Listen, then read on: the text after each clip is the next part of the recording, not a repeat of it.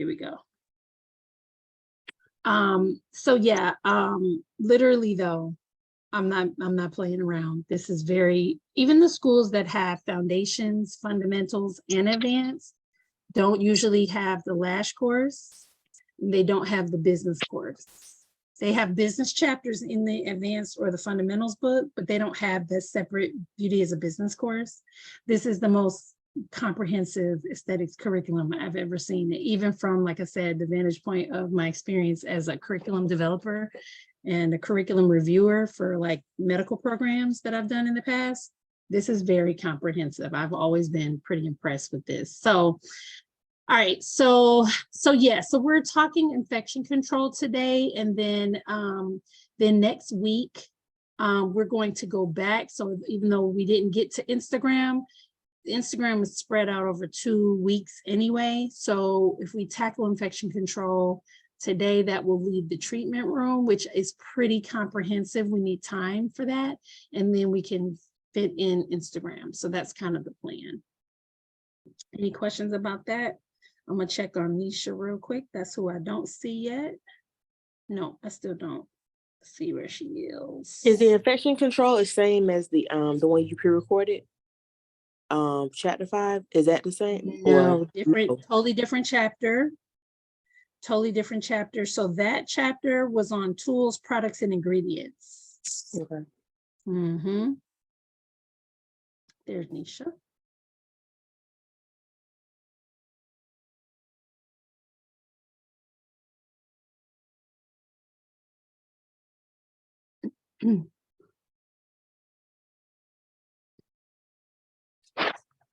And Maris, how you doing, darling?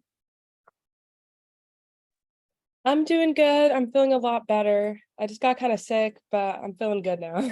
Oh, good, good. I'm glad to hear that. I am glad. You look good, and you look good yesterday when you got on camera. I mean, Thank you. Thank you. I just thought I'd be like coughing. I just had to go on mute a bunch because I was No, that's fine. That's fine. I was like, what is she talking about? She looks Thank you. She don't look sick. But I understand when you're not feeling good. I do. All righty. So, okay. Am I missing a message?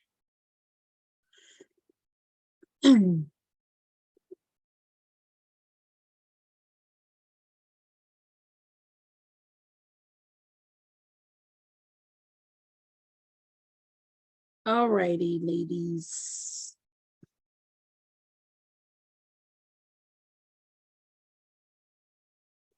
So let me pull up.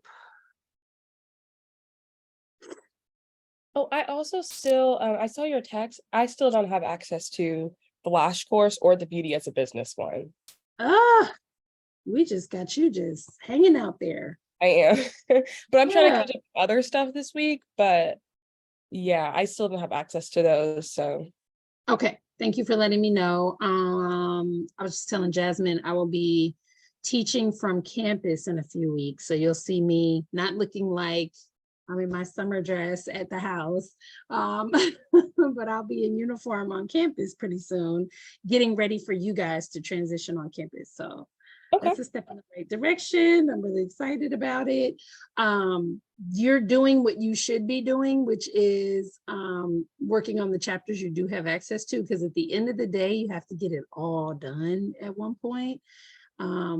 So yes, continue to do that. And I will check again on the access. So next week, we will do the treatment room and Instagram for your business. So that one is in the Beauty as a Business class too. So I'm so sorry you guys don't have what you need. We're gonna do a quick review of infection control chapter 5 because I inadvertently did that one a couple of weeks ago, and it's supposed to be done along with chapter 4 in the Lash course, which is the client safety and infection control chapter.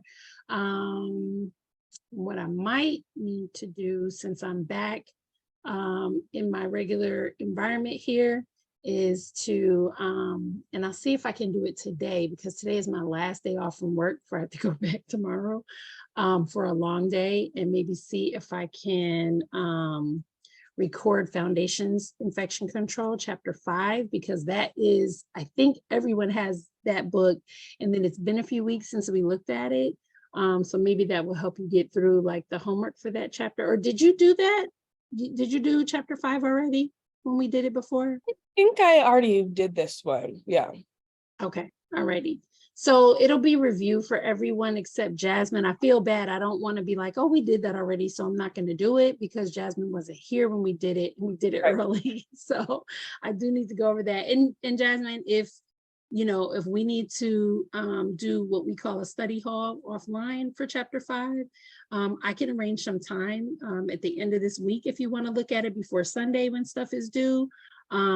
Because of that, I'm happy to do that with you because infection control doesn't really change much between the medical field and the aesthetics field.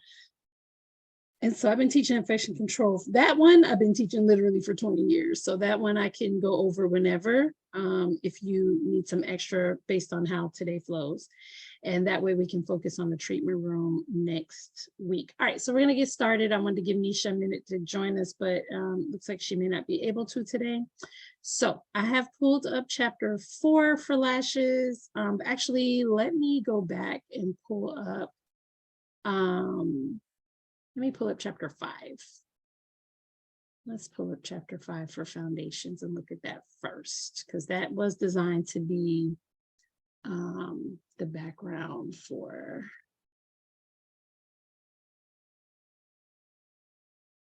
this last chapter. That is a foundations course, which I think is in fundamentals.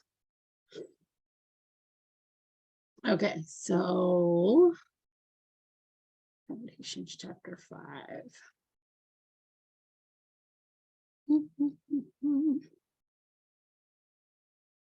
So Jasmine, I'm gonna go through this pretty quickly to focus on the new material, and then between pre-recording, oh my gosh, lock my keys in the car. Oh my God. I'm gonna have to call somebody later. Between going through the recording and going through like if we need to carve out some extra time, I'll make sure you get whatever you need on this. So I'm gonna kind of go through this one kind of fast, and then the lash information is not going to be that different. It's just going to have the focus of lashes. So let me go ahead and pull this one up.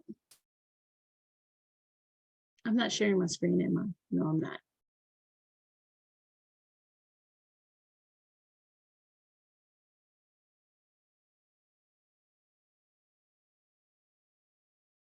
Okay, now I can share. It took forever to come up. And let me put this down because I'm looking at 2 different screens and it's throwing me off. Okay, so infection control. So learning objectives for infection control. Why did it stop? Why did it stop sharing? Let's try that again. I'm sharing the PowerPoint.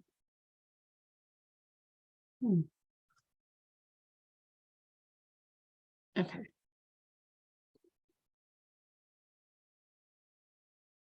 Okay. Can y'all see the purple learning objective screen? Mm-hmm. Okay. All right. So learning objectives for chapter 5 is explaining infection control, talking about the regulatory agencies, recognizing the principles of infection, different types of pathogens, the principles of prevention, standard precautions, and then demonstrating safe practices, safe work practices and safety precautions. So again, disclaimer, I'm going to run through this fast so we can get through infection control on the last chapter, but I will probably record this one so that you can have some really good information, because this is one of the most important chapters ever when you get ready to go to state board. I think I mentioned this when we did it last time, and so Jasmine, you may not have been in the class yet at that time, but if you recall, Amaris, when I was talking about state board, one of the things that you always hear them talk about is infection control, safety precautions, and client protection. You hear those phrases constantly during your practical exam.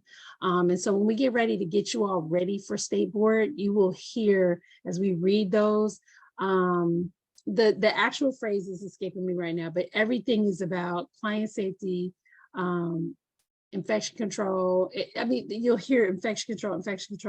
It's constant to the point where you know the verbiage that they say when they're giving you the instructions because we drill it so much.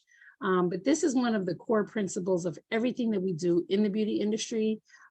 Again, my background is coming from the medical industry and then teaching in the medical industry. And it's the same thing as you can imagine in the medical field. Infection control is the basis of everything that we do, right? So it's important to know what the pathogens professionals and their clients may be exposed to and their modes of transmission. Understanding proper infection control in the laws and the rules will help safeguard the professional's health, the health of the clients, and safety of the business. Practicing safety precautions on a daily basis protects clients and their license. You can't even get a license until you understand safety precautions. And so in general, you just need to understand what that is.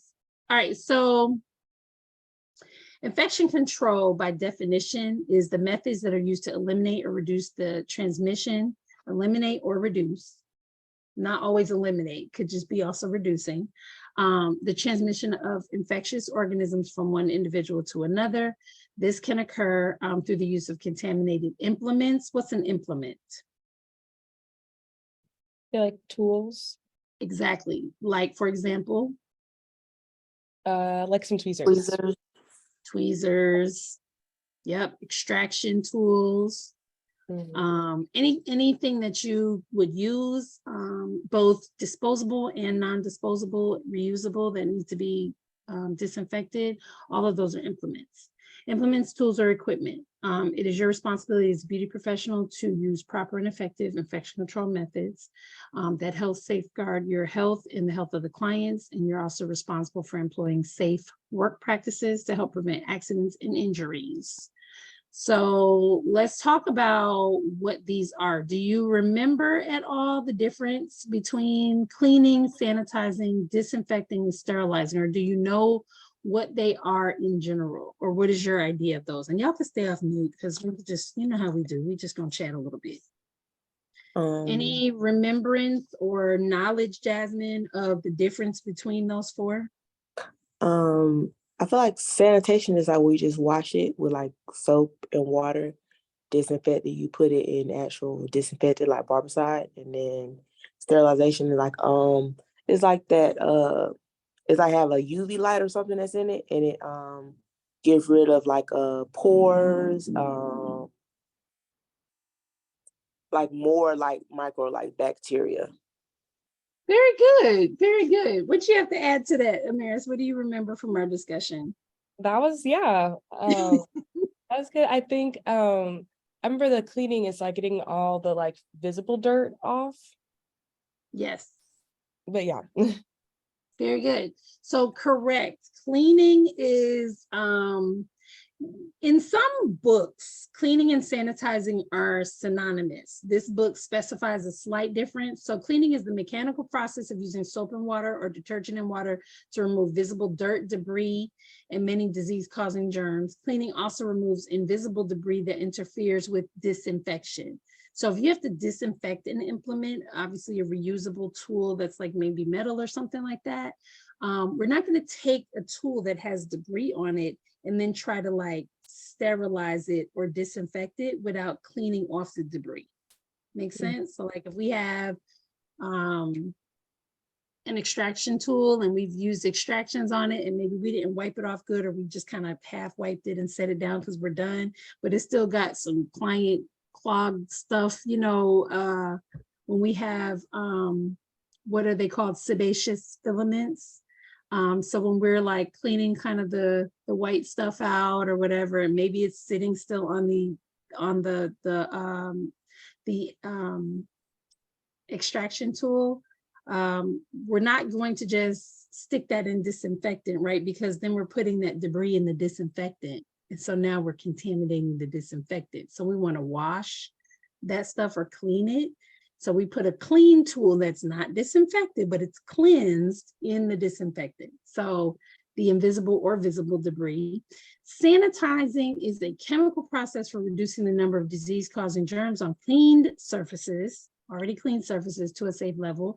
Infection control professionals consider sanitation to be a layperson's term, or a product marketing term, such as hand sanitizer, preferring cleaning to describe the step before disinfecting. So again, cleaning, you can think of things like you said, like soap and water, the physical process, using friction, hot water in a soap or detergent to literally clean, and a lot of times we also think of cleaning things like hands and sanitizing things like surfaces.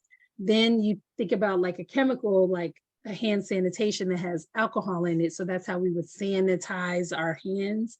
But they can somewhat be synonymous.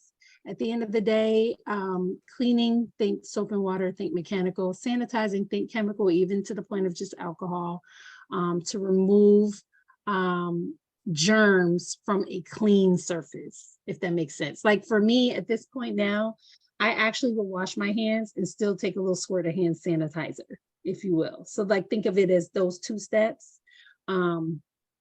They do generally the same thing. I hate putting hand sanitizer on dirty hands, like really, really dirty hand.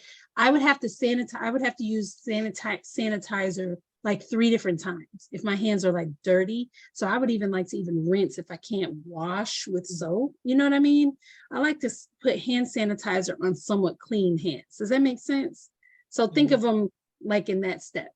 And then disinfecting is the chemical process for use with non-porous items, right? They use specific products to destroy harmful organisms like bacteria, viruses, and fungi.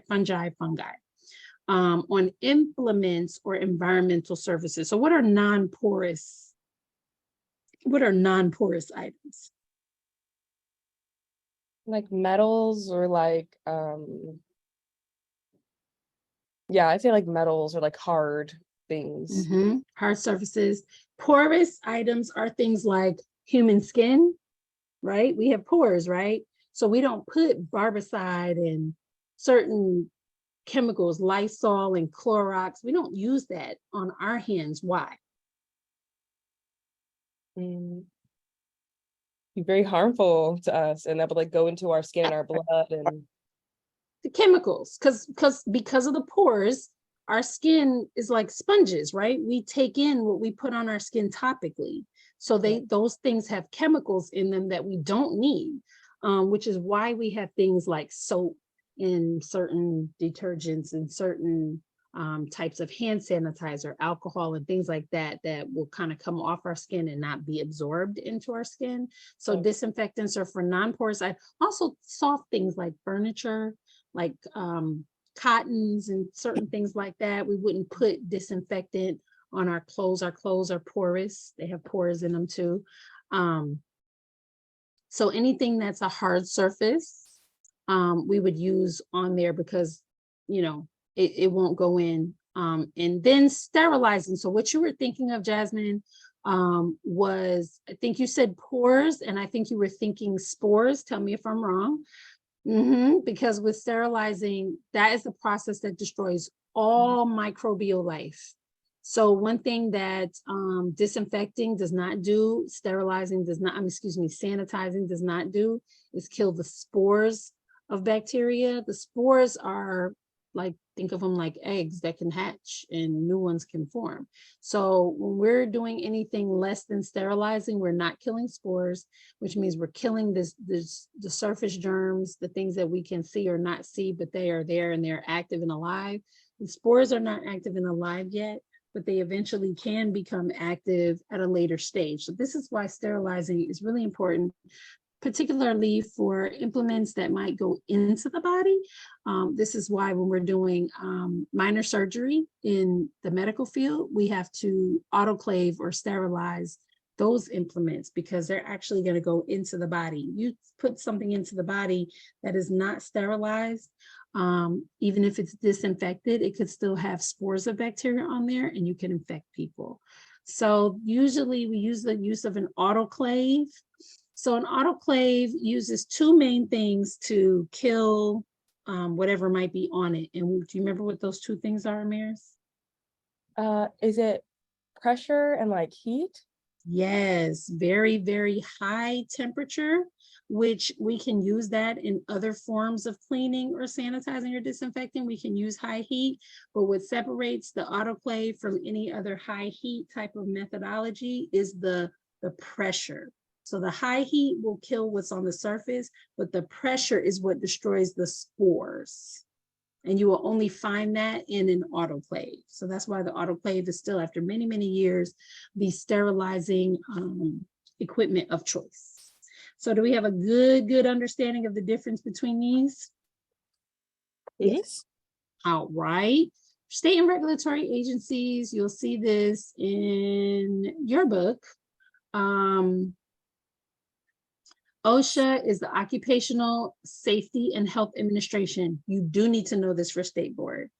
As we go through some of these foundational things, I don't know what is going to be the best way to start marking these things. I had like a notebook and I would throw stuff in there. I had like a state board part of my notebook. And anytime somebody said this is on state board, I would just kind of throw it in there, even if I just put the phrase of what that is so that I could just remember this is something that I need to look at in more detail for state board. You will need to know OSHA for state board.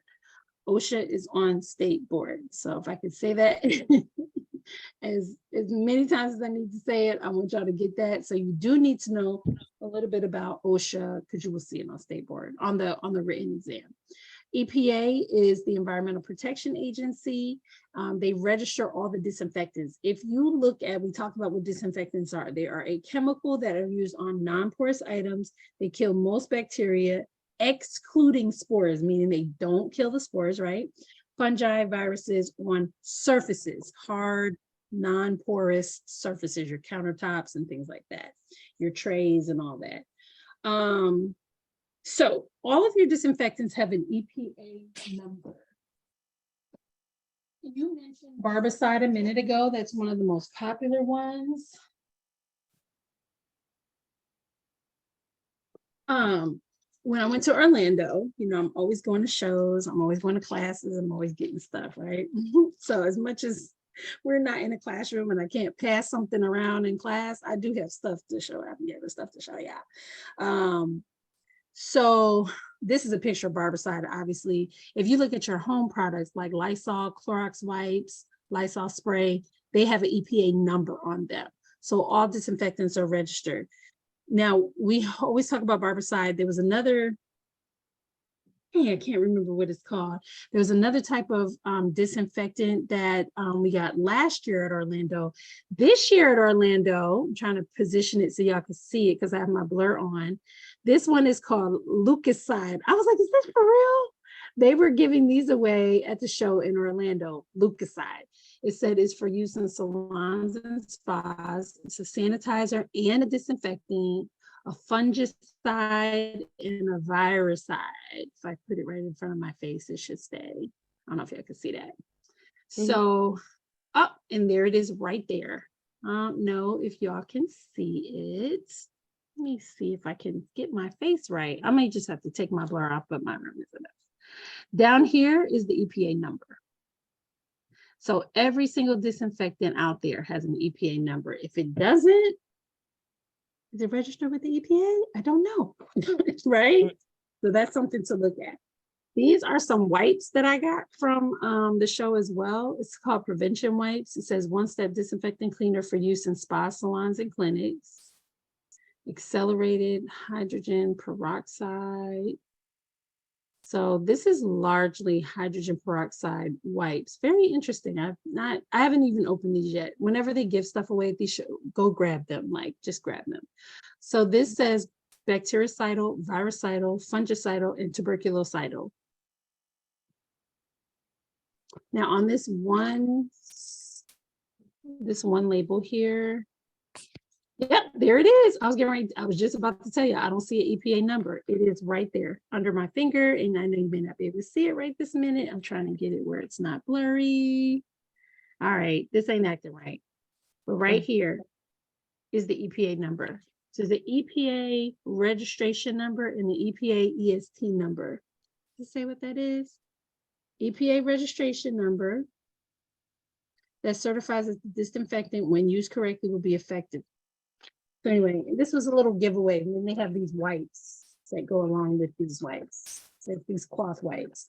So that's just something to just remember to look out for, because every disinfectant has one of those. Questions on that? SDS, I kind of skipped over. So SDS is the new term for what we used to call MSDS. When I was teaching medical many years ago, we called MSDS, Material Safety Data Sheets. They dropped the M now. I see SDS now all the time. It's a standard format document required by OSHA for all chemical products. So here's the trip part about this. I opened a SPA, not being clear on this, y'all. Now I know if I open another one again, I know I have to have this in place. This is not just for medical offices. When you open your own spa or salon, you have to have a booklet of a binder of SDS sheets. So for everything, so if I was to start using both these and Lucaside, and I have Barbicide, in my spa as well. I actually have to have the safety data sheet for this product in a binder in the office in my spa, so that if the OSHA were to come to my spa and say, let me see your SDS binder, I could just hand them a binder and say, here you go. And everything is going to be in there. They can open it and find all the sheets for every single chemical. That goes for the products that you're using on your clients. That goes for your cleaning products. That goes for everything.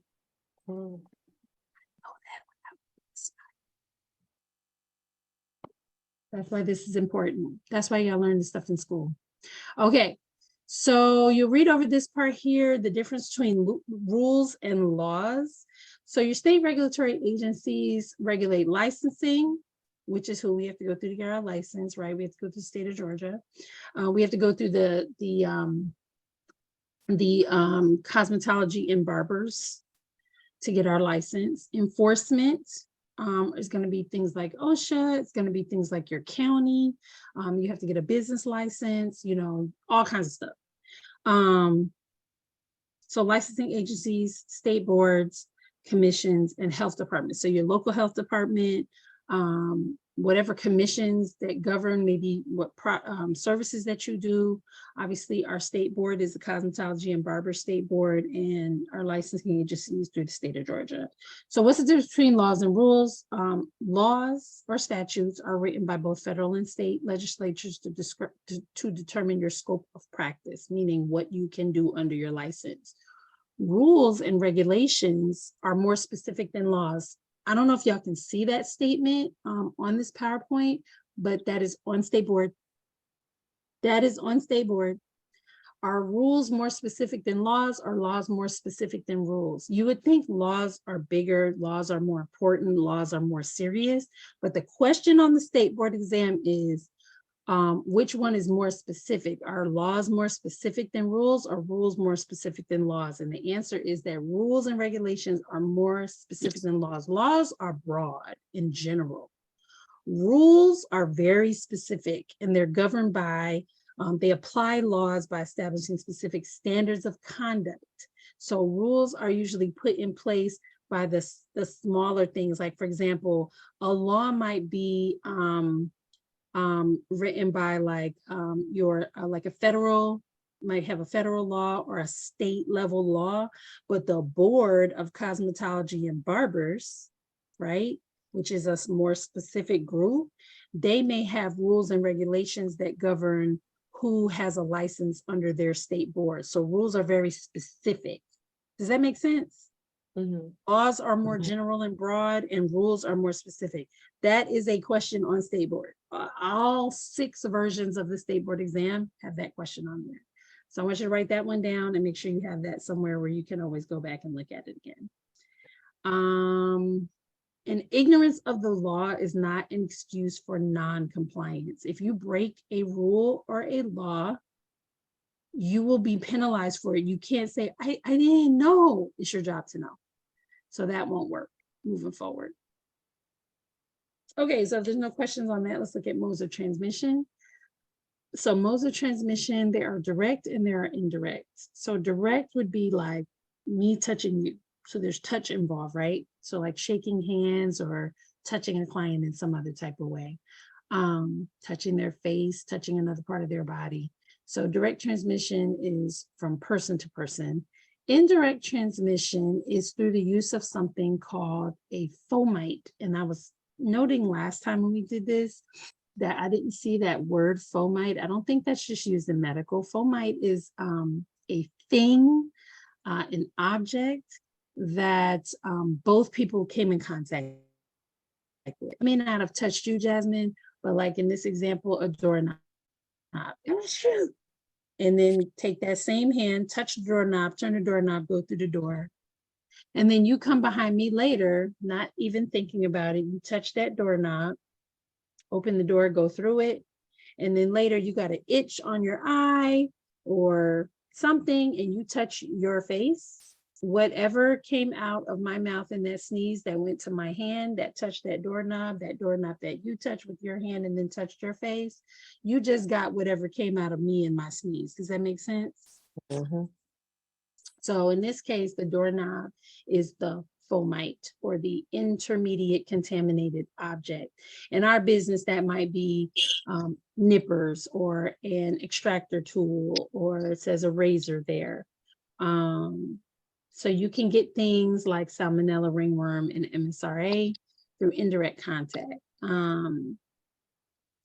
Direct contact was using the examples of touching, kissing, coughing, sneezing, or talking. So you can get things like warts and parasitic infections through direct transmission. Airborne transmission, probably the most common, and the reason why we were in masks for the last 3 years, is respiratory droplets.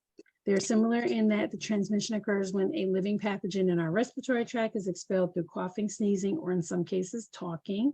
Airborne transmission particles are smaller, they hang in the air longer. Respiratory droplets can be more effectively controlled by simply wearing a mask, like influenza or COVID. All right, so this is why we've been in masks for the last couple of years. Okay. So product labeling, when you look at things, for example, like a Lysol spray bottle, the product label will have its efficacy claims. What's efficacy? I mean, like how well it works. Yep, how efficient or how well it works, correct. So like I was showing you my leukocyde. I've never heard of leukocyde before, but it claims to be bactericidal, fungicidal, and virucidal. So again, we just looked at, even though you couldn't see them well, go look at yours real quick, not right now, but when we're done, go look at the ones that you have at home and look for those EPA numbers, okay? So obviously bactericidal is capable of destroying bacteria, virucidal is capable of destroying viruses, and fungicidal is capable of destroying fungus. Let's see. Prevention 101 is all the stuff that we've been talking about in this COVID environment we've been in. Proper hand washing, cleansing and disinfecting tools and equipment after every service. Keep your skin intact. If your skin is not intact, you need to cover it and cover it well, a couple of times maybe, and then have your gloves on. Be prepared to turn away clients who show signs of illness. We hear these stories all the time of clients who don't say a word, and then they show up, lay on your table, and the first thing you see is a cold sore, which is an indication of what? Herpes. Yeah. And herpes is transmitted how? Through blood. Nope.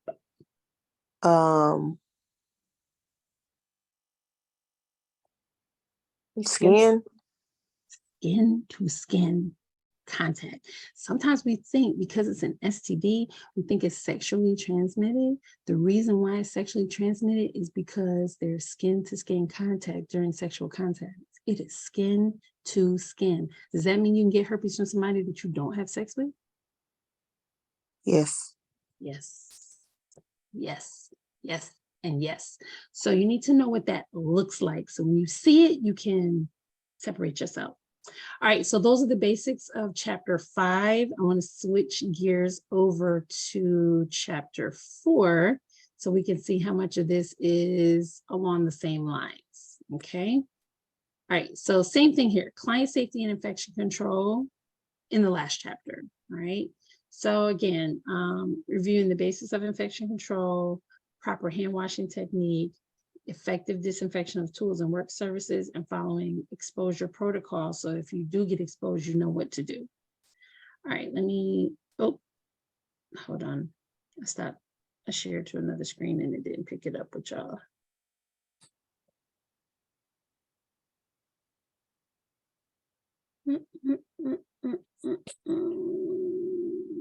Here we go. Okay, so why do we need to study client safety and infection control for lashes? Kind of the same thing. With eyelashes, you're going to have direct contact with client skin and eyes, both important avenues of infection. And these are both ways that people can get infection or get spread infection. Knowledge of products and practices to prevent the spread of infection will ensure a safe work environment for both you and the client. And then you need to understand and practice techniques to prevent and control exposure, not only to blood, but also you got to remember we have other surfaces, right, where we can pass things along. Okay, so let's see the next one. Infection control basics. Oh Lord, this thing takes forever to change over. Okay.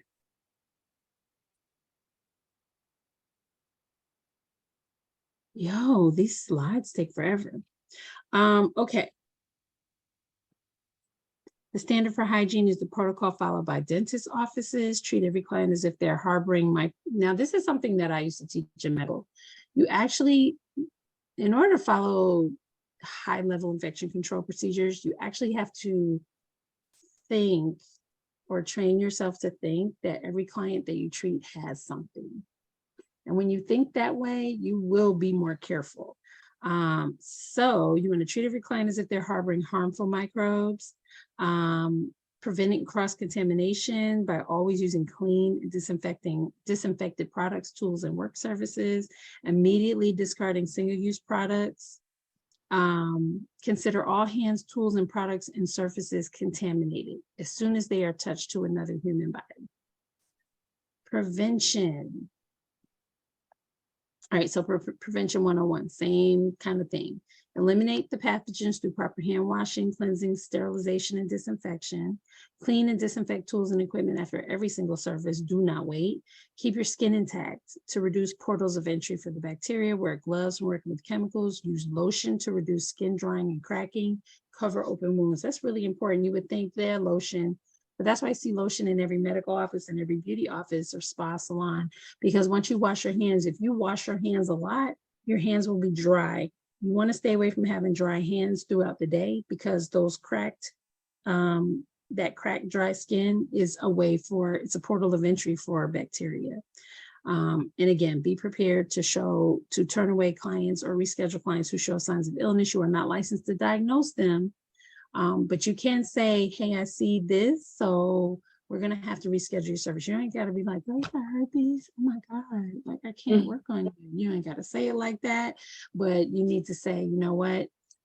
I see that you have something on your lip there, you may call it a cold sore or whatever, but you just let them know that you cannot treat them based on that. Because you got to remember, you're touching your implements to them.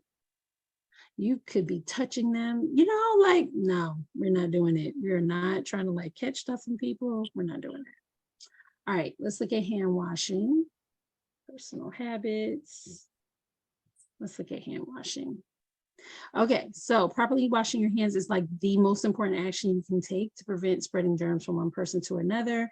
There is a proper hand washing technique, I think, in here, but it involves removing germs from the folds and the grooves of the skin, and from the free edge of the nail plate.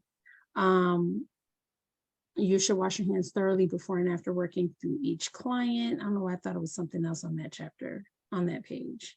Antibacterial soaps. There are a lot of marketing claims on soaps these days. Antibacterial and antimicrobial soaps have been under the FDA scrutiny since 2014. Since 2016, a lot of the chemicals used in these soaps have been banned. The true benefit of hand washing comes from the friction, as I mentioned earlier, created by the soap bubbles that work to pull pathogens off the skin surface. The friction. they say when I was in the hospital a lot with my son, there was a sign at every sink in the hospital, and it was like friction is just important as the soap itself, or just important as the hot water, which is the truth, because that's what dislodges a lot of the debris and the dirt. Avoid using very hot water to wash your hands. This is another practice that can damage skin, because why? It dries your skin out. We want to avoid that. Use hand lotion in a pump container and not a jar, to keep that one clean as well. Let's see, waterless hand sanitizers. Let's see what it says about that one. These are really, really slow. Can't get over that. Waterless hand sanitizers generally contain a high volume of alcohol, as I mentioned a minute ago. They're intended to reduce the numbers and slow the growth of microbes on the skin. When there's visible dirt or debris on the hand, neither a waterless hand sanitizer or antiseptic will work until the dirt and debris is removed. This can be accomplished only with liquid soap, a soft bristle brush, and water. That's why I talk about all the time.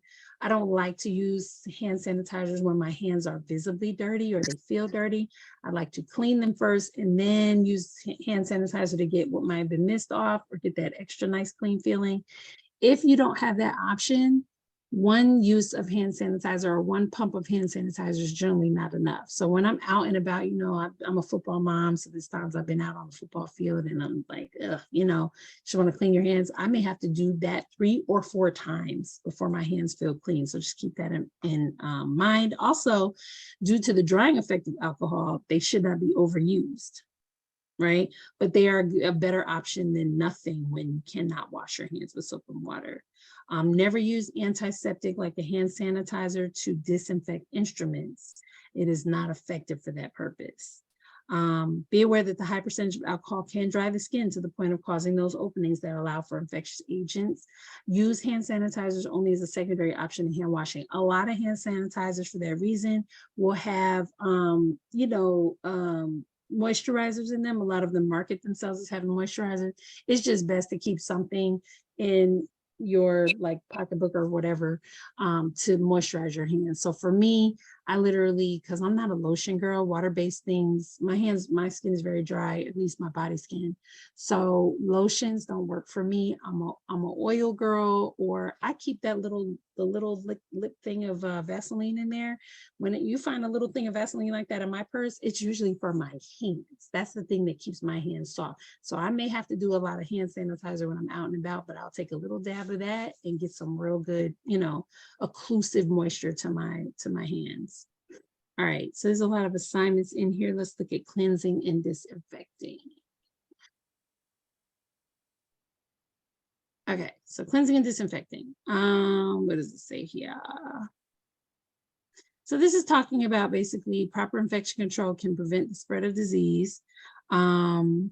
So this talks about like the item surface. So use EPA approved disinfectants on surfaces and tools, even though, although autoclaves and flash sterilizers are acceptable for multi-use implements, but cleanse your doorknobs, your counters, your treatment beds, and chairs to prevent the spread of common eye diseases. And so you want to do that in addition to your implement. You want to clean off your tables. Let's see. Some of this stuff is pretty straightforward. Let's look at this one though, real quick. Non-porous reusable items. So properly cleaned implements, tools should be free from visible debris. They must be completely immersed in the disinfection solution. So there we go. So you have something like your barbicide there, you want to completely submerge them. Don't just put a portion of them in there, but the handles need to be in there as well for at least 10 minutes or for the time recommended by the manufacturer. When using a wipe or a spray or an aerosol, you must look for and adhere to the contact time. So it's not enough to just spray or wipe something real quick and then be done with it. Some of these types of disinfectants need to actually sit on the surface of that implement or that surface for a while. So I did not realize this for a long time, like in the real world, until I started teaching medical. Sometimes you have to spray a surface and you actually have to leave the disinfectant on there for like 10 minutes before you wipe it down. That ensures that it's actually killing the microbes that are on that surface. Were y'all aware of that? I knew that about something like with hand sanitizer, like it doesn't automatically clean, or like with Lysol, it doesn't automatically disinfect it right away or Right clean. away, right? It may have to sit there for a minute. Mm-hmm. Yeah, absolutely. So sprays are used for larger tools and implements that cannot or should not be immersed in a liquid like that. So sometimes we have implements that can't be immersed. It may be a tool that maybe has, I don't know, a wooden handle, but a metal tip. So the metal piece needs to be, you know what I mean? We need to keep that with some disinfectant on a while, but the rest of it can't be submersed. Wipes are also used for surfaces and other non-submersible items. So keep that in mind as well. Let me ask you a question. Yes, How long are you typically supposed to wash your hands? that's a good question. How long? Do we know, Amiris? Got it to maybe like there was like a song where it's just like wash your hands to, which is like the right amount of time, but I don't know what song it was, but maybe It's like true. over a minute, I guess. I don't Oh, know. really? 2 minutes in the medical field. When we're doing like surgical scrub, we would take 5 minutes for that. When we're doing a medical scrub, non-surgical, that would be 2 minutes. But in this COVID environment, they say you should wash your hands for at least 20 seconds. So it depends on the purpose. Depends on the purpose. You should never wash your hands for less than 20 seconds. That is just not effective at all. But if you're doing, like say you're getting ready to start your day, or you're about to do a service on a client, 2 minutes, treat it like medical.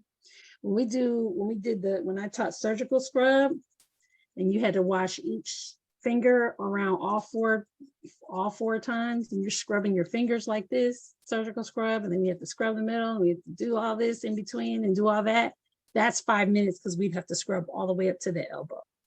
That's a 5 minute scrub when we would do a surgical scrub, when I was teaching medical assistants to prepare for like assisting on minor surgeries in the office. That's a 5 minute scrub. Medical scrub, when we're just really cleaning up to the wrist, that is a 2 minute scrub, interlocking the fingers. And in the previous picture you saw, they had the nail brush, because you want to start the day getting around the top and the inside or underneath your nails. That's a 2 minute scrub. For day-to-day living, when you wash your hands, you should wash at least 20 seconds. So it just depends on what you're washing for. I don't wash my hands for less than a minute or two, even for daily life. Once you learn infection control and how to properly wash your hands, you never wash your hands again different. When I used to teach this for medical assistant students, we never washed our hands differently ever again. So here's your sterilizer. Oh, did that answer your question? Yes. I know I gave you 3 different answers, but that's because there's like 3 different answers. So yeah, it just depends. So here's an example of what somebody's sterilizer looks like. Again, destroys all microbial life. As Amiris mentioned earlier, it applies both heat and pressure. Heat for the surface germs, pressure for the Spores. Items must be clean and sanitized before use. So I used to teach my students how to clean their instruments and how to scrub them with a brush and do all that, rinse them off real good, dry them, and then how to wrap them for the autoclave. And then you got to test it every month to make sure that it's still working. Let's see what we got here. We're almost done. Oh, yeah, let me show you this one. So disinfecting equipment, a lot of times you need to have an area where you can label what's disinfected, what's to be cleaned, what still needs to be cleaned. So let's see. Clean towels and linens. Okay, so disinfecting equipment, most states require all work surfaces to be cleaned and disinfected before a service. You want to clean everything, your tables, your station, your chair, your armrest, any surface that a customer skin may have touched. Clean your doorknobs and your handles daily. Disinfectant equipment, we already talked about using EPA registered disinfectant on these devices and on these implements. Cleaning towels and linens. Clean towels and linens should be used for each client. To clean towels and linens and capes, you want to launder according to the directions on the items label. All right, because there may be a certain way it needs to be cleaned or dried. Be sure that towels and linens are thoroughly dried. Items that are not dried may grow mildew and bacteria. You want to store your soiled linens and towels in a covered or closed container away from the clean linens and towels. And then whenever possible, use disposables, especially in your restrooms, okay? When I had my bathroom designed, when I was like decorating my spa, my decorator brought like real towels in because she said it looked better, but it was something about those towels. I was just like, it was extra laundry for me. It did look good, but I don't know. I just didn't feel good about not having disposables. So I don't know that I'm going to do that next time. Multi-use products. When using creams, lotions, gels, or any other product that is dispensed from a multi-use container, it is important to not contaminate that product. So always use a pump or a shaker to dispense your products when possible. If you have a tub of something that you'd like to use, like for us, we use our enzymes. We have certain products. You always want to use that clean spatula, preferably a disposable clean spatula. Remove the product. Never dip in a product with your fingers, right? Because then it is considered contaminated. Appropriate handling of single-use items. Soil items like gloves and under eye pads, you must put those in a covered waste container. Your waste containers in your spa must have a cover on them. They cannot be open and exposed. Single-use items should be placed on surfaces that can be disposed of, like a paper towel, or disinfected. And only take out what's needed for each service. Because let's say you have like a mail tray or something, or your cart, and you put a bunch of stuff, you lay a bunch of stuff out for a service, and there's a lot of your disposable implements that you don't use. Technically speaking, can you put those implements back in the containers to use for the next client? No. No, so you've wasted them, right? Because you really can't put those back. So you want to make sure that you take out only what you need, or else you're going to be spending more per service than you need to be. We are at 11:31. This slide talks about cleaning and disinfecting your treatment area, which we'll look at a little bit more in the treatment room. There's some tips and safety information for your disinfectants. This one talks a little bit about your safety data sheets. So we'll talk a little bit more about that. I'll make sure I cover that in the video. So we'll talk about the difference between a carcinogen and combustible real quick. What is the difference between those terms, or what do those terms mean? Isn't a carcinogen something that can cause cancer? Yes. And what's combustible? Will catch on fire? Absolutely correct. Absolutely correct. So the rest of this stuff talks about exposure, what to do in case of a blood exposure, what to do in case of any other kind of exposure incident. It talks about personal protective equipment, gloves, and masks. These are things that you all know, basically. Eye wash stations. And that's pretty much the end of this chapter. So I'm not going to keep you past time. But we will look at this one a little bit more closely. I may do both of these in one video if I can squeeze it in and not make it too long, just to make sure I can kind of finish this up. But basically, this is the same information in both chapters. That's why they were put together. Any questions on infection control, both from the last chapter or from chapter 5 in foundations? Any questions? No, This is pretty much stuff y'all know. Both of y'all have been working on people's lashes in the past, so I think you kind of have a good sense of what to do for infection control. So work on chapter 5 if you have not already. Jasmine, if you have not, this is a good time to go back to chapter 5 since you do have access to that.